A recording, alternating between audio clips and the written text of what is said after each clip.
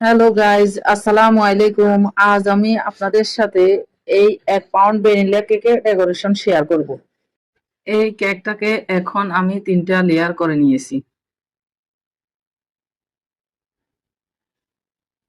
এরপর বোর্ডের মধ্যে কিছুটা ক্রিম লাগিয়ে এর উপরে দিয়ে দিলাম একটা কেকের লেয়ার দিয়ে কেকের উপরে ভালোভাবে সুগার সিরাপ দিয়ে দিয়ে দিলাম হুইপ ক্রিম।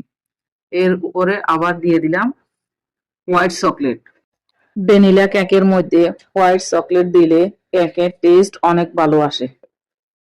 কেকটা খেতে অনেক মজা হয়। আর বাকি লেয়ার গুলো আমি প্রথম লেয়ারের মতো করে দিয়ে দেব। প্রতিটা লেয়ারে আমি হোয়াইট চকলেট দিয়েছি।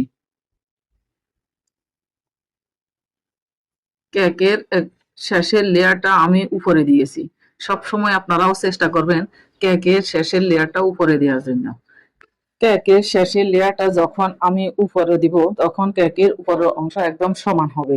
এই জন্য আমি সব সময় কেকের নিচের অংশটা কেকের উপরে দিই।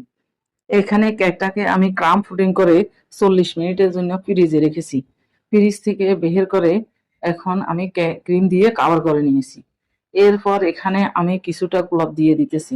গোলাপগুলো আমার সুন্দর হচ্ছে না। আসলে কেকের প্রতিটা কাজ এগুলো প্র্যাকটিসের বিষয়। যত বেশি প্র্যাকটিস করবে তত বেশি সুন্দর হবে। আমি এই প্রথম গোলাপগুলো বানিয়েছি। গোলাপগুলো বসাচ্ছি ঠিকই, কিন্তু আমার নিজের কাছেও ভালো লাগতেছে না, কেমন যেন লাগতেছে। কিন্তু কেকটা পুরোটা ডিজাইন করার পর আসলে কেকের লুকটা চেঞ্জ হয়ে যায়। পরে দেখি মাশাআল্লাহ কেকটা অনেক সুন্দর হয়েছে। এখানে আমি কিছুটা লতা পাতা দিয়ে দিতেছি। মনের মধ্যে যা আসতেছে তা এই কেকের উপরে ডিজাইন করে দিয়ে দিতেছি।